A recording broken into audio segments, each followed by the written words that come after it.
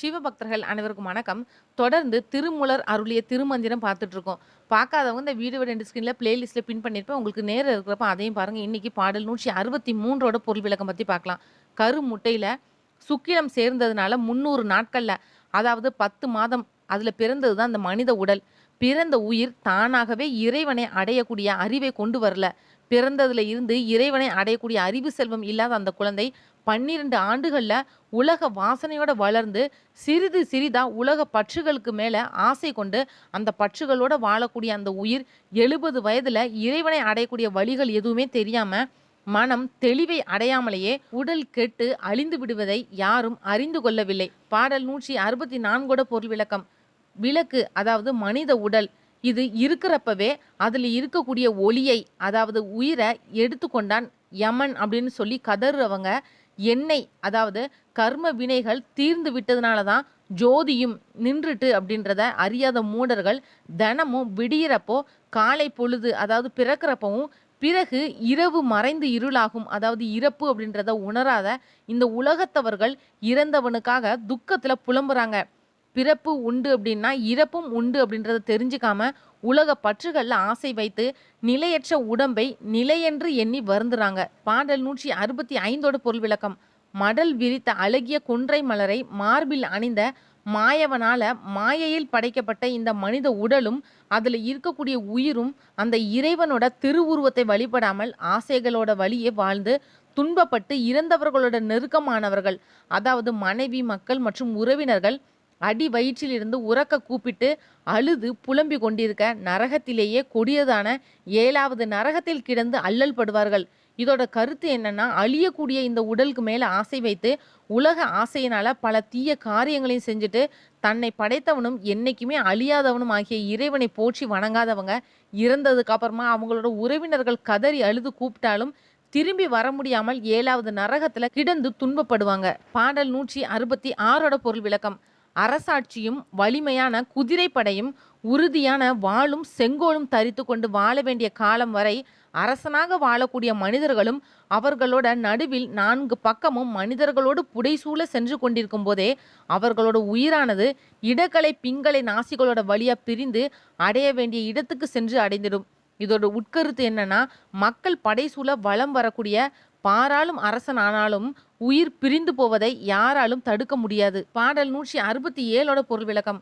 உடலாகிய இந்த தோல் பையினுள், அதாவது தோளால சூழ்ந்த உடல் உயிராக இருந்து வினைகளை அதாவது செயல்களை செய்து அதன் மூலம் தன்னோட கர்ம பலன்கள் கழிந்ததுக்கு அப்புறமா உடல் இயங்க காரணமான இறைவன், அதாவது உயிர் உடல்ல இருந்து பிரிஞ்சதுக்கு அப்புறமா வெறும் எலும்பும் தோலுமாகிய இந்த மனித உடலை காக்கை வந்து கொத்தி திருடி சென்றால் என்ன, கண்டவர்கள் பிணம் என்று பழித்தால் என்ன, உடலை சுட்டு எரித்ததுக்கு அப்புறமா எலும்புக்கு மேல பால் ஊற்றி காரியம் செய்தால் என்ன, பல வகைப்பட்டவர்களும் வந்து உயிர் இருக்கும்போது செய்த காரியங்களை பற்றி பழி சொன்னால் என்ன, பலரும் புகழ்ந்து பேசினால் என்ன, அதனால அந்த உயிருக்கோ இல்லைன்னா வெறுமென கிடக்கக்கூடிய உடலுக்கோ ஒரு பயனும் இல்லை. இதோட உள்கருத்து என்ன அப்படின்னா, வாழ்றப்பவே இந்த உடல் மூலமா இறைவனை அடையக்கூடிய வழிகளை பற்றி எண்ணாம இறந்ததுக்கு அப்புறமா அந்த வெறும் உடலை என்ன செஞ்சாலும் அதனால ஒரு பயனுமே இல்லை.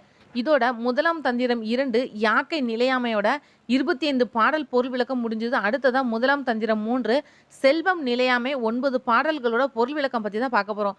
பாடல் 168ஓட பொருள் விளக்கம். நாட்டுக்கு நன்மை செய்யக்கூடிய அரசனோட ஆதிக்கத்தில் இருக்கக்கூடிய யானை படைகளும் தேர்களும் அவன் ஈட்டிய பெரும் செல்வங்களும் பின்னொரு நாள்ல அவனை வெற்றி கொள்ளக்கூடிய வேறொருவருக்கு சொந்தமாகிடும்.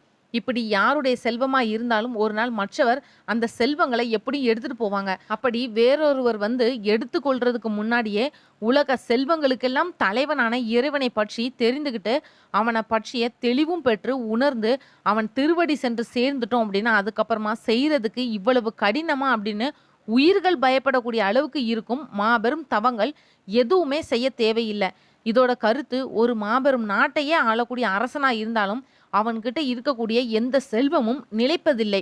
நிலையாத இந்த செல்வங்கள்ல ஆசை வைக்காமல் பெறுவதற்கு அரிய மாபெரும் செல்வமா என்றும் நிலைத்து நிற்கக்கூடிய இறைவன்கிட்ட சென்று சேர்த்து விட வேண்டும். அப்படி இறைவனை சென்று சேர்வதற்கு மாபெரும் தவங்கள் எதுவுமே செய்ய தேவையில்லை. அவனோட திருவடியை உளமாற இறுக பற்றி கொண்டு முழுவதுமாக சரணடைந்து விட்டாலே போதும். பாடல் 169ஓட பொருள் விளக்கம். பௌர்ணமி அன்னைக்கு முழுவதா இருந்து பெரும் ஒளி வீசும் நிலவு கொஞ்சம் கொஞ்சமா தேய்ந்து மறுபடி அமாவாசை அன்னைக்கு சுத்தமா மறைந்துடுறது மாதிரி அதிகமா இருந்தாலும் நாளடைவுல குறைந்து பிறகு ஒன்றுமே இல்லாமல் ஆகிவிடக்கூடிய உலக செல்வங்களால் வரக்கூடிய துன்பங்களை பற்றி சொல்லவும் வேண்டுமா? இந்த நிலையில்லாத உலக செல்வங்கள் மேல மயங்கி இருக்காமல் என்னைக்குமே நிலைத்திருப்பவனும் தேவர்களுக்கெல்லாம் தலைவனும் ஆகிய இறைவனை தெளிவாக உணர்ந்து அடையுங்கள். அப்படி அடைந்தால் பெரும் மழையை கொடுக்கக்கூடிய கார்மேகம் போல பெரும் செல்வங்களை இறைவன் மலை போல பொழிவான். பாடல் 170 பொருள் விளக்கம். நமது நிழலாக இருந்தாலும் அது நமக்கு உதவாது. நிழல் அப்படின்றது நம்ம கூடவே வந்தாலும் அதுல நாம ஒதுங்கி இளைப்பாற முடியாது அப்படின்றத தெளிவா பார்த்ததுக்கு அப்புறமும் நாம கஷ்டப்பட்டு சேர்த்த செல்வங்கள் நமக்கு எப்பவுமே உதவும் அப்படின்னு நினைச்சிட்டு இருக்கிறவங்க ஏமாளிகள் தான். நம்ம உடலோடு ஒன்றாக பிரிந்த உயிர் கூட நம்மோடு என்றுமே நிலைத்திருக்காமல் என்னைக்காவது ஒரு நாள் போயிடுது. இப்படி நிலையில்லாத எதுலையுமே மனசை வைக்காம நமக்குள்ள மனதை செலுத்தி அங்கு ஒளிர்ந்து கொண்டிருக்கக்கூடிய இறைவனோட திரு ஒளியை கண்ணால கண்டு என்னைக்குமே நிலையான இறைவனை உணர்ந்துக்கோங்க. பாடல் 171 பொருள் விளக்கம். வாசனை மிக்க மலரை தேடி சென்று அவைகள்ல இருக்கக்கூடிய தேனை கொஞ்சம் கொஞ்சமா சேகரித்து ஒரு மரத்தோட கொம்புல கொண்டு வந்து கொஞ்சம் கொஞ்சமா சேர்த்து வச்சு அதை பெரிய தேனடை அளவுக்கு சேமிச்சு வைக்குது இந்த தேனீக்கள். ஒரு நாள் அந்த பெரிய தேனடையை பார்த்துவிட்ட மனிதர்கள் அங்க வந்து அதை தீ பந்தங்களால துரத்திட்டு அது சேமித்து வச்சிருந்த தேனடைய கொண்டு போயிடுறாங்க. தேனீக்கள் தானே தேனடைய பெருசா சேமிச்சு வச்சு மனுஷங்களுக்கு காட்டி கொடுத்தது.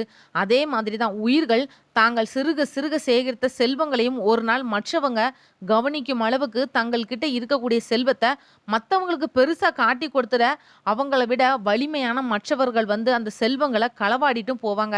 அதனால உலக செல்வங்கள் எதுவுமே எப்பவுமே நிலைத்து இருக்காது. பாடல் 172 பொருள் விளக்கம். உலகத்துல நிலையான செல்வம் எது அப்படின்னு தெளிவான அறிவு இல்லாதவங்க நான் சொல்றதை கேட்டு தெளிவடைவுங்க. அப்படி தெளிவடைஞ்சிட்டா உங்களுக்கு துன்பம் அப்படின்றது இருக்காது. ஆற்று பெருக்கு போல திரண்டு வரக்கூடிய பெரும் செல்வங்களை கண்டு மதிமயங்கி நிற்காதீங்க. அந்த செல்வங்கள் எதுவுமே நிலையானது கிடையாது. அந்த செல்வங்களை உங்களோட சேமிப்புல இருந்து மாற்றி மற்றவங்களுக்கு கொடுத்து தீர்த்துடுங்க.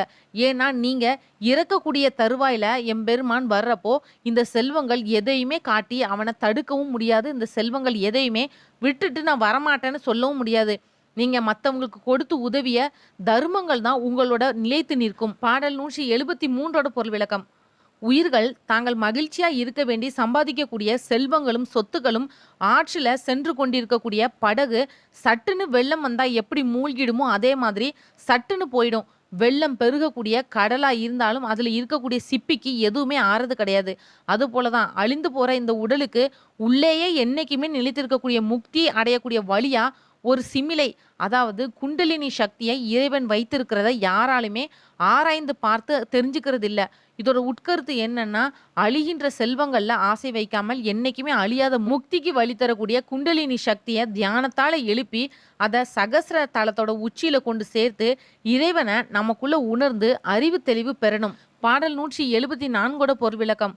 உடன் வாழக்கூடிய மனைவியும் மக்களும் பிள்ளைகளும் உடன் பிறந்தவர்களும், அதாவது சகோதர சகோதரிகள், இவங்க எல்லாருமே நாம சேர்த்து வச்ச செல்வங்கள்ல எனக்கு கொடுக்கக்கூடிய அளவு என்ன அப்படின்னு தான் கேட்பாங்க. அதுக்காக அவங்களுக்கும் சேர்த்து மேல மேல செல்வங்களை சேமிக்கக்கூடிய மனுஷங்களுக்கு அவங்க இருந்து போகக்கூடிய தருவாயில அவங்கள கூப்பிட்டு அழைத்தால் கூட உடனே வருவதுக்குன்னு யாருமே இருக்க மாட்டாங்க.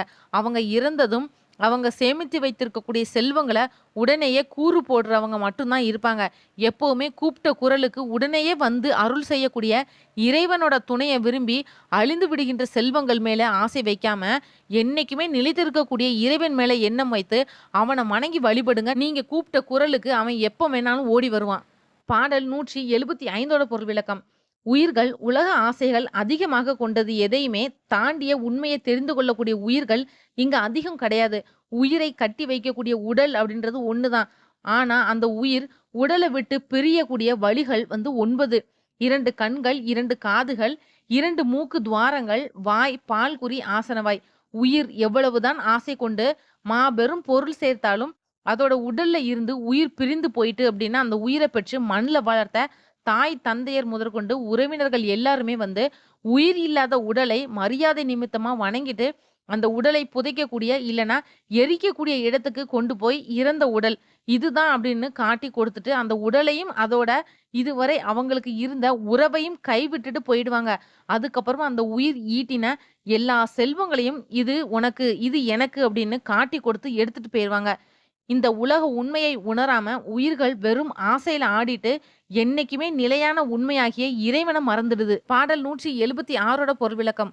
உயிர்கள் உலக ஆசையில எவ்வளவுதான் செல்வங்கள் சேமித்து வைத்திருந்தாலும் அவங்களோட உடலை விட்டு உயிர் பிரிந்து ஓடிடும். உடலை விட்டு உயிர் வரக்கூடிய வழியில வெளியே அது காத்திருந்து அதை கவர்ந்து செல்லலாம் அப்படின்னு நிற்கின்ற எம தூதர்களுக்கு தடையா இருக்கக்கூடிய ஒரே செல்வம் இறைவனை பற்றிய தூய்மையான சிந்தனை மட்டும்தான். அப்படி இறைவனை பற்றின தூய சிந்தனையில வாழக்கூடிய உயிர்கள் வெளிவிடக்கூடிய மூச்சு காற்றை சுற்றி வருவதற்கு கூட யம தூதுவர்கள் பயப்படுவாங்க. அதனால எப்பவுமே உயிர்களை காக்கக்கூடிய இறைவனை பற்றியே எண்ணி இருந்து வீணான செல்வங்கள் மேல ஆசை வைக்காமல் இருக்கணும். இதோட முதலாம் தந்திரம் 3 செல்வம் நிலையாமை பாடல்களோட பொருள் விளக்கம் முடிஞ்சது. அடுத்த ஒரு பதிவுல முதலாம் தந்திரம் 4 இளமை நிலையாமை பாடல்களோட பொருள் விளக்கம் பத்தி பார்ப்போம். இந்த வீடியோ உங்களுக்கு பிடிச்சதா மத்தவங்களுக்கு ஷேர் பண்ணி விடுங்க. நிறைய பேர் சேனலை சப்ஸ்கிரைப் பண்ணாமலே பார்த்துட்டு இருக்கீங்க. சேனலை சப்ஸ்கிரைப் பண்ணி பெல் ஐக்கான ஆன்னு கிளிக் பண்ணுங்க. அப்பதான் நான் போடுற ஒவ்வொரு பதிவும் நோட்டிபிகேஷன் உங்ககிட்ட வரும். நீங்களும் திருமந்திரத்தை பத்தி இன்னும் நிறைய தெரிஞ்சுக்கலாம். மற்றும் ஒரு நல்ல தலைப்பை நான் உங்களுக்கு சந்திக்கிறேன். நன்றி.